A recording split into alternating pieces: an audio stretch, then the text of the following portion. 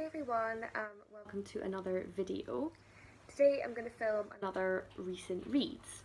So my original plan was to film a recent reads kind of video every time I read about 5 or 6 books, keep it little and manageable, that kind of thing. Totally not gone to plan. So I think I've read, I don't know, maybe about 8 books again, I'm not sure. Quite a few since my last one anyway, so I'm going to switch to monthly wrap-ups. At least then I can plan things out a little bit better instead of being so sporadic. So that's going to be the plan going forward. So my next video will be a TBR video for November. But today we're going to wrap up all the books that I've read until that point so we can start fresh next month. So the first few books that I'm going to talk about today are the remainder of the currently published Maeve Carrion series, because as you may know, if you watched my last recent reads, I blasted through like the first half of that series, and then I've kind of just gone right through and finished all up to the ones that have been currently published. I think there's another one meant to come out next year, but I've read all the ones that are currently out again. It's my second time reading them in 2 years, so I love the series so much. So the first book I'm going to talk about is After the Fire, again by Jane Casey. So this is the next instalment after The Kill, which I spoke about in my last video.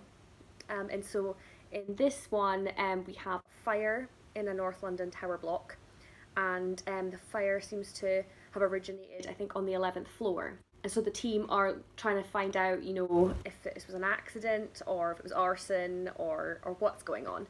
And all of the residents seem to have something shady going on. And one of the deaths was of a prominent, controversial MP. So that's why the murder squad's involved, because this MP chose to jump out of this window to escape the fire, which is sort of waiting for rescue, which is a little suspicious. A lot of the others made it out, but it appears, didn't want to be seen in that building.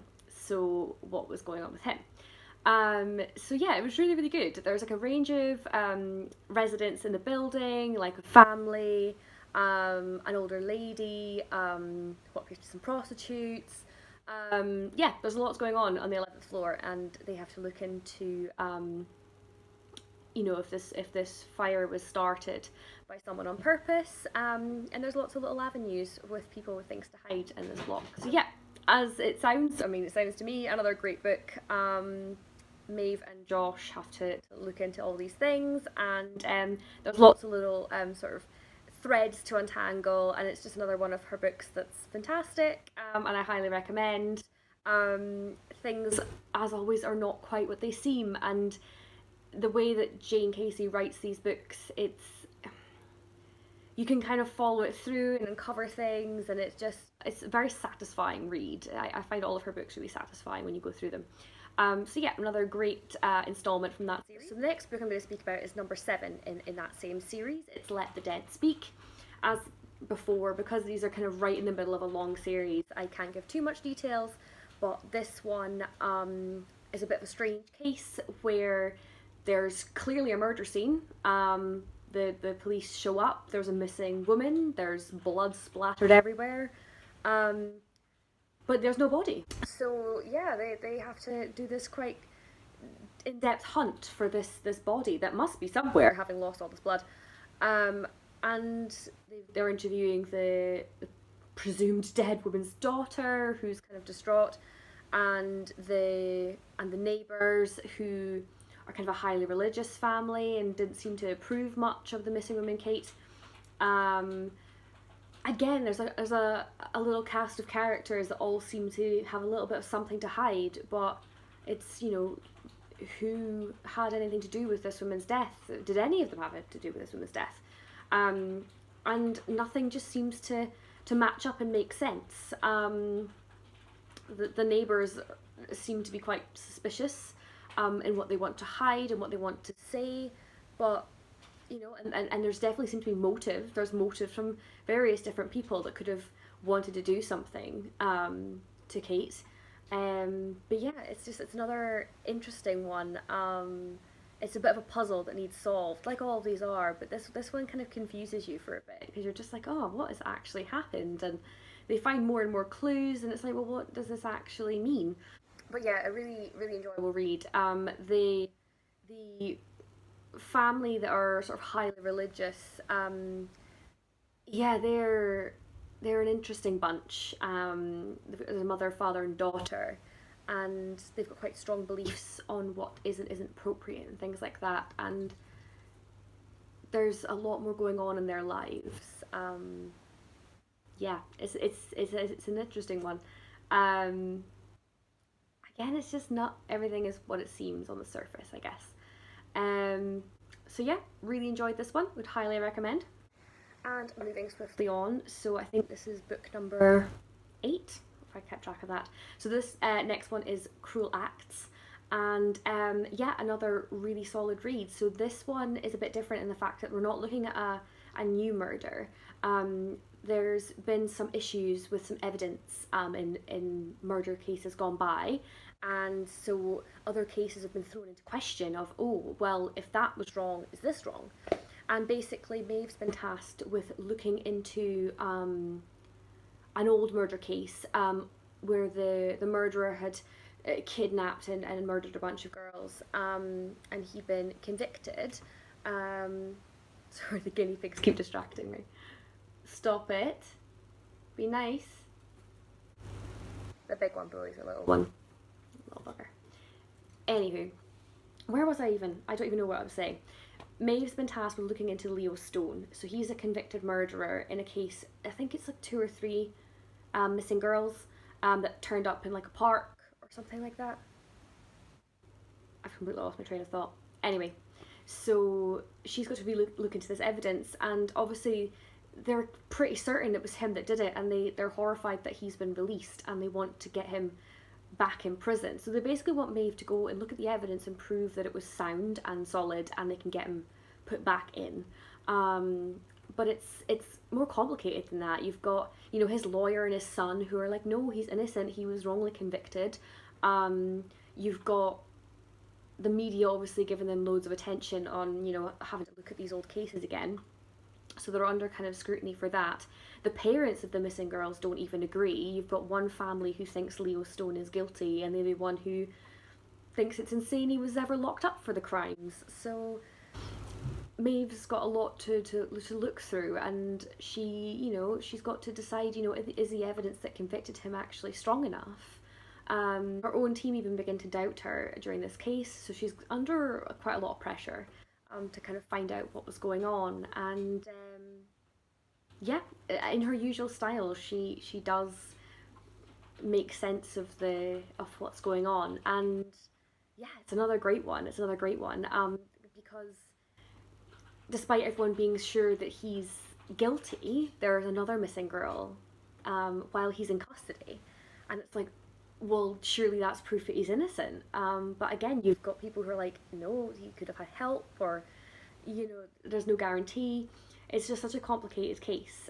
So Maeve's got her hands full, and not a lot of support to do it. So, but yeah, very excellent installment in this series. Know the last of this series so far. I can stop blabbling on about the same series over and over again now. The last one is called The Cutting Place, and this is number 9 in the series and is literally one of the best. I love it so much. So this one there's a body parts have been washed up, and they belong to a journalist who's been looking into the luxurious and shady Chiron Club. It's like a gentleman's club, but no one really knows what goes on there, and so she's been looking into it. Basically, she thinks there's a lot of shady business going on in this club, and is trying to interview the members and trying to root out some information. Right, I've had to do a slight reposition there because my legs were falling asleep. Don't kneel when you're filming. It's a bad idea, and no matter how quick you think you're going to be, it's not quick enough to deal with the pins and needles that I now have shooting up and down my legs. Anywho, let's get back. I think I caught all of my screams on camera. Anywho, so this journalist has turned up in pieces, and the only clue that they have as to why she could have died is that she was working on this shady club. So they're thinking, well, did she find something she wasn't meant to find? and they have to silence her, essentially. So Maeve has to look into the members of the club and try and figure out what she found out, which leads to some interesting insights into what goes on in this club. She interviews a rival journalist to see what she knows, as she has her notes of what was going on, and her neighbours to try and figure out if there was anyone kind of watching her or if there was any reason to worry about anyone around her. And yeah, the thing is, there's loads of stuff going on. There's a lot going on in this club that they wouldn't want a lot of people to know about, that's for sure. And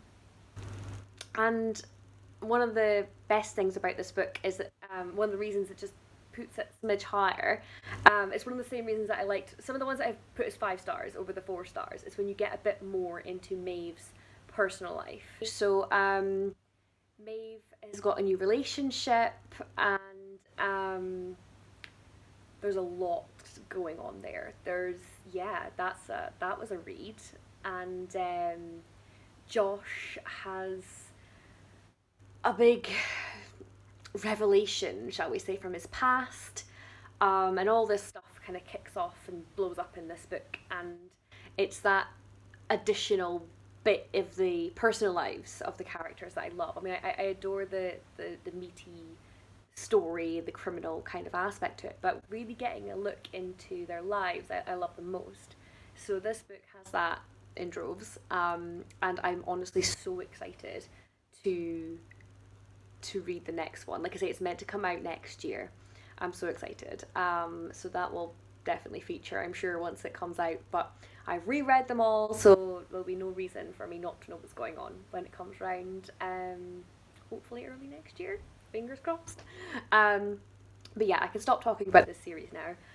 I highly recommend anyone who likes kind of police procedurals or thrillery type books.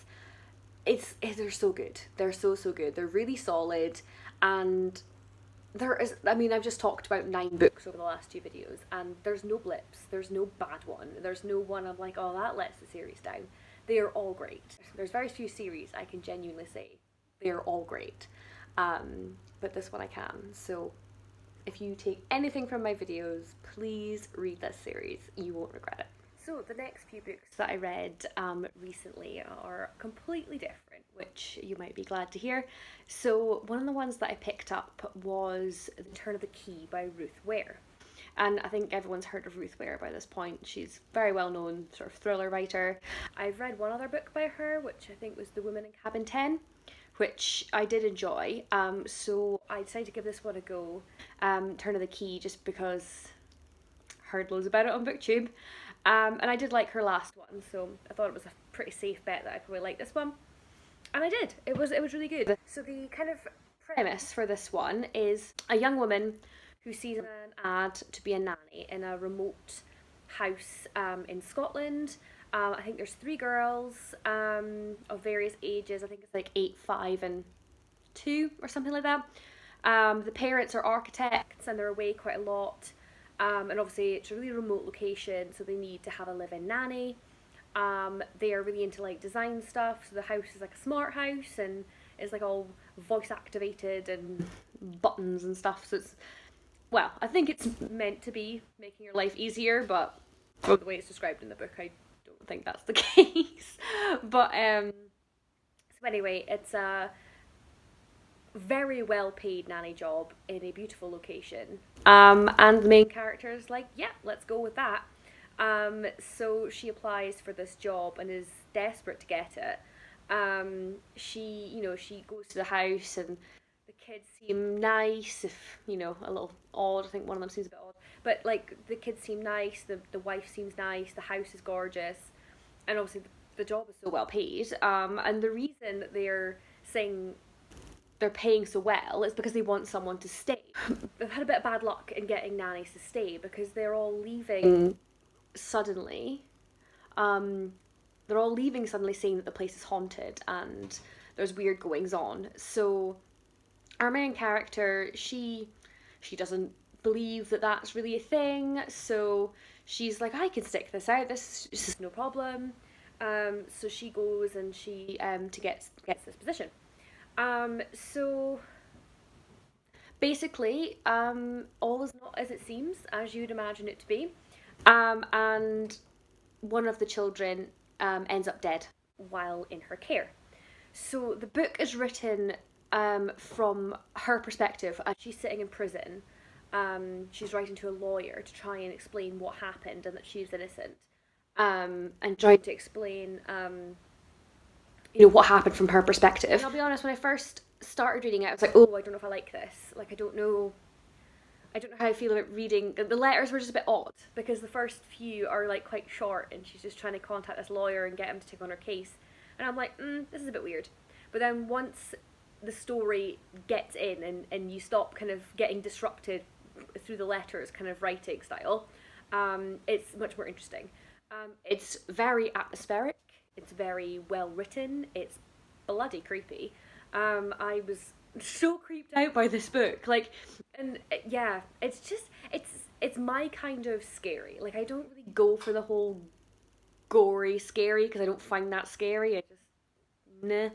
But like something that's like spooky and hearing footsteps and things going missing and turning up again and just odd things that are totally, on their own not a scary thing, but you're in a remote location all by yourself and you don't really know what's going on, and you can't get the light switch to work because the bloody house is too clever for you. There were so many things that made this book so creepy. I would literally be lying in bed reading it being like, this is like, it was so creepy. I was like, I don't think I should read this before bed, but equally I didn't want to stop reading it because then I'd have to sleep and I'd just been reading it. But no, it was a really good book. I enjoyed the explanation. I thought like the way it all came together was really, really good. The ending is not what I would have wanted, but I can totally see where the author was going with it, so that's fine. It doesn't bother me. It's just not what I would have liked, but maybe it's realistic. I don't know. But yeah, I think I gave this a 4 stars. And I'm definitely keen to read more of Ruth Ware's books. I do really enjoy her writing, and find her stuff quite spooky and creepy and makes you question yourself. And I really enjoyed it, so I would highly recommend this one. It's probably quite a good one for this time of year. Sort of the chilly Scottish location and stuff. I do like it set in Scotland. I don't think enough things are set in Scotland. But yeah, it was really good. I very much enjoyed. So the next one I read is something completely different. It's a non-fiction book. It was called My Shit Therapist and Other Mental Health Stories. I've been enjoying reading some sort of mental health based books recently, and stumbled across this one as an Audible book. So I thought I'd give this one a go. And yeah, I mean, it's basically a bit of the author's kind of own experiences, and it's split up into chapters, like My Shit Therapist and My Shit Job and My Shit Relationship and that kind of thing. So it's like, instead of like kind of going along in the story, it's more split up into categories, which is quite good. There's not many books I've read of this nature that kind of split that way, and I quite liked it. And I found some of her experiences quite relatable, and there'd be certain sort of just sentences that she would say, and I'm like, yeah, I get that. That's exactly right. But then equally, I'm not sure. I mean, I think I rated this one a 3 stars. I did enjoy it, but equally, it's not the most mind blowing of these kinds of books that I've read. Definite good bits, but definitely a lot of just sort of average as well. It's hard to describe someone else's experience of this as average. I think it's just a case of I've read so many of these kinds of books, I may be pickier, or it's just maybe it wasn't quite to my taste. I did enjoy it. I found a lot of it enjoyable. But yeah, I think I just left it at about 3 stars.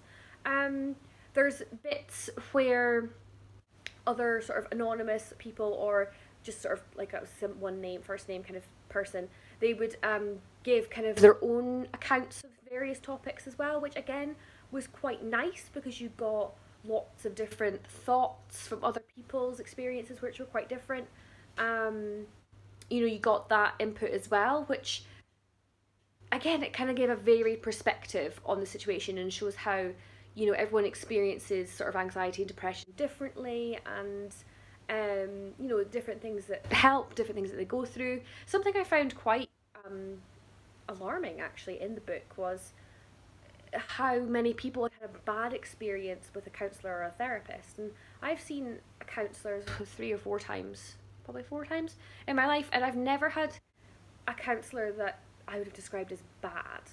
Um, there was ones I clicked with more than others, and they inevitably help a little more, but there was never a bad experience, and I didn't think that that made me particularly lucky. It never really occurred to me that people would have bad experiences, have a shit therapist, for example. And the author definitely did, and several other people definitely, not even just therapists, but they've gone to doctors and stuff and not been given an appropriate response, really, whether that was, they were just told to have a cup of tea, or I don't know, it just wasn't handled well. And it kind of shocked me that, and that people would still be going through that kind of thing. I feel like these things should just be handled better. So that was definitely something I took away from it. Um, but yeah, no, I did enjoy the book. I don't know if it flowed particularly well. I think there were some areas where some chapters flowed well into the next one, and other chapters less so. And maybe that's why I would say it was sort of a 3.5 stars over a little higher. It just didn't quite have the flow that I like in these books, but I did enjoy it, and I think it's worth reading for folk that are interested in that kind of thing, or want to learn a little more. It's definitely not a bad book. There's a friend of mine who does read sort of mental health kind of books, but she prefers sort of more clinically ones, less personal experience, more like serious sort of the facts and also tools to use. And this one was more everyone's experiences more than tools. There were the odd bits and pieces for helping, but it wasn't really how to handle your anxiety and depression. It was more just here's a bunch of experiences that people have had about it, if that makes sense. So I wouldn't recommend it to my friend who also reads these kinds of books, because it's not the type that she likes. So, and I think maybe I like the experience aspect of it because I'm interested in more of the personal aspect of these books as well. I don't like things that are just too clinical, because I'm like, I don't want to read a medical textbook about it. Like, I'm fully aware of sort of anxiety and depression from that perspective. I've done a lot of my own research with having suffered from it myself. Sometimes I read books like that, but other times I do kind of just want to feel like other people feel the same way I do, or understand how people feel. So from that perspective, I think that's a good one. But yeah, definitely from the sort of more information based aspects, it was lacking more there. But I don't think it was trying to do that. So that's not really a criticism of the book. But yeah, I think I put it as a 3 star. Most of my star ratings are very gut feeling orientated, and I can kind of tell where I'm sitting on the rating. It's not always a logical reason why I've given the book a rating. And speaking about it now, I feel like, I should maybe score this one a little higher. But my gut was 3, and I'm sticking with 3. And I've obviously given the reasons of my thoughts of it. But I think it would suit a lot of people to give this one a go. But yeah, it just wasn't a standout one for me. Just it was good. So, what actual print book I have for once. Everything I have recently has been Audible or an ebook or something like that. I actually have a print book to hold up. I really want to hold up print books. All of these are like reads from many years ago, and I don't buy a lot of print books anymore. Just, I don't know. I buy them from series, from authors that I love, which is this. Because I'm sure I'm going to like it, and I don't mind sort of spending the extra money on a paperback. When I'm certain I'm going to like it, and when I've also been kind of wanting to develop a bit of a collection of that author. As you can see, a lot of these are like collections of particular authors. But anyway, this is Lord of London Town by Tilly Cole. And this is the latest release from one of my favourite authors. She's just fantastic in my view. I love her to bits. I did a reading vlog for this one, and I'll link that up in the cards. So I won't go into too much detail here, but give that reading vlog a wee look if you're interested. Yeah, so this book is basically about this chappie here. So this is about Arthur Adley, and he is the head, new head of the Adley firm. So basically, they're a crime family in London, and he's just taken over, and he's yeah, he's a certain kind of gentleman. He's very violent and garners a lot of respect through fear, as you would expect. And there is the other main character is Cheska Harlow Wright, and she is kind of like a socialite. I think now is her family business biscuits. I think it's biscuits. So they're like a rich family that have company that sells biscuits. Um, so she's kind of lived a completely different life to Arthur. Um, and yeah, as you can imagine, dark romance, these two are going to um, get together. So the book kind of follows them over quite a big period of time. In the start, you meet them when they're 13 and they kind of just have a brief meeting, and then it goes to when they're like 18, I think, and then 23, and then 25 or 26, something like that. So it does cover quite a lot of period of time to start with, but I think it's so you can kind of set the scene on, their lives developing and things like that. You learn quite a lot in the first few chapters to kind of understand the characters more, I would say, from Arthur than Cheska. And then Cheska's picture perfect life, well, on the surface, picture perfect life, is kind of decimated very quickly, and she goes to Arthur for help. Now, her and Arthur had a bit of an affair, and but they weren't together at the time of her life taking a nosedive. But she went to him for help when she had nowhere else to go, basically, and he, took her in and swore that he would protect her and find out what the hell happened to her life and, take vengeance where required. Yeah, so that's kind of the basic premise. And yeah, it was an interesting book. I really enjoyed it. It's definitely on the darker side. There is sort of sexual assault, there's a lot of violence, there's a lot of drugs, all these kinds of things. If you're not into that kind of stuff, don't even bother. I don't normally like that kind of thing, but for some reason Tilly Cole can just write things in a way I like reading them, no matter what the subject matter. But yeah, I really enjoyed it. The characters are great, like the sort of crime characters. They're very reminiscent of the Hades Hangmen characters, so that's another series by Tilly Cole that I love.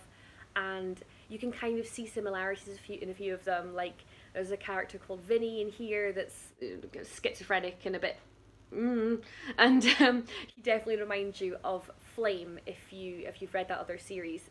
He's very reminiscent of Flame, but that's my favorite character in the Hades Hangmen. So while some people might criticize that some of the characters were a little bit similar to others that she's previously written about, I was like, yay, we have like another Flame.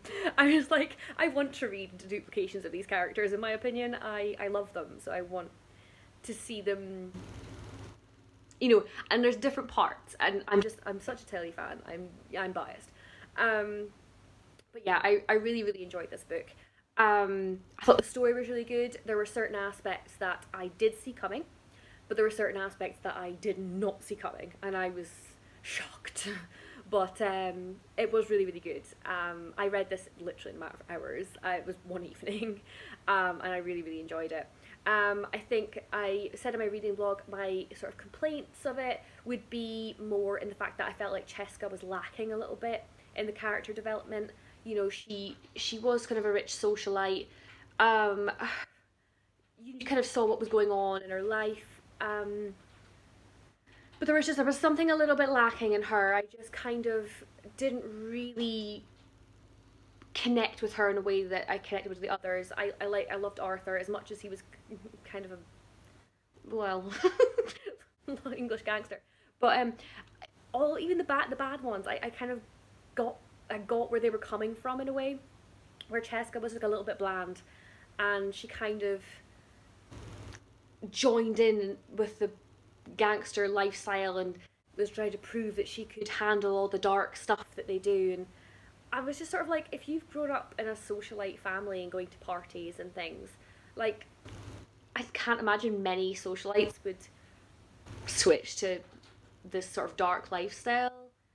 It's quite extreme, and I just kind of didn't really feel like there was enough explanation of why she was that way inclined. I mean, it must have been like a personality thing, like she must have a darker side to her personality, I think. But that it just wasn't explored enough. So that's why it's like a 4 instead of a 5 star. I just think there was a little bit of missing character development for Cheska. But really, really good book, really enjoyable. I flew through it and would highly recommend. And then the last book that I'm going to speak about today is going back to non-fiction and mental health related, actually. So this one was an ebook I got from my library, and it's called Madness by, is it Maria Hornbacher? I may have butchered her name. It'll be on screen anyway. So, hate to end on a bad note, but this is actually a DNF for me. And I don't DNF books lightly. Like, we're in single figures for my entire life of reading of DNF'd books. And it takes a lot for me to decide to stop reading a book. And this one, I just.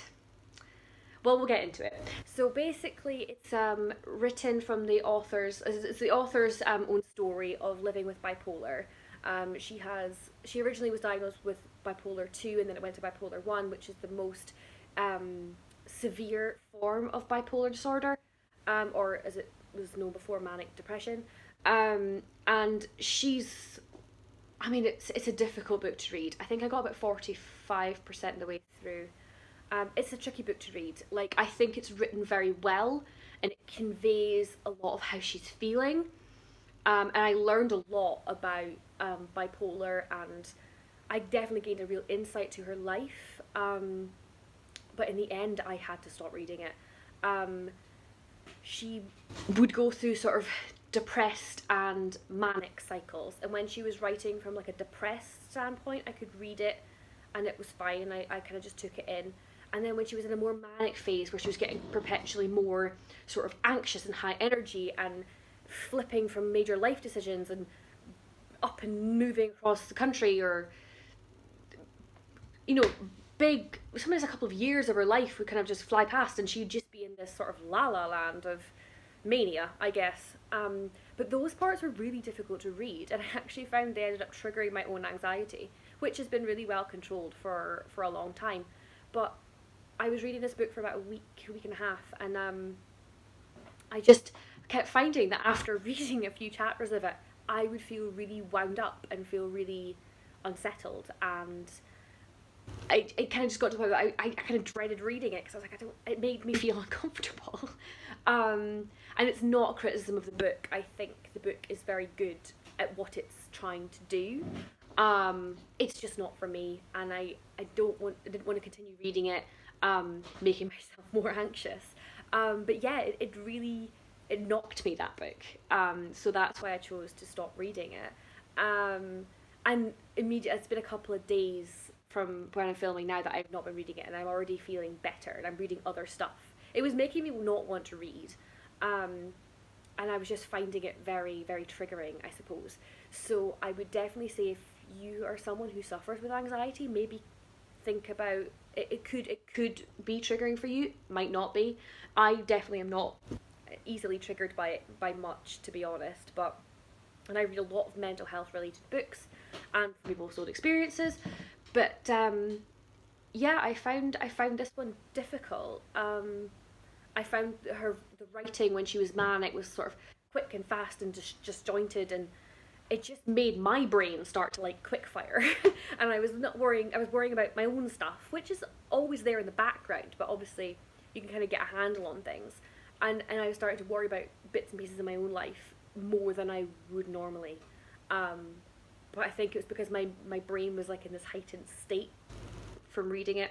This possibly sounds insane, but that's how the book made me feel.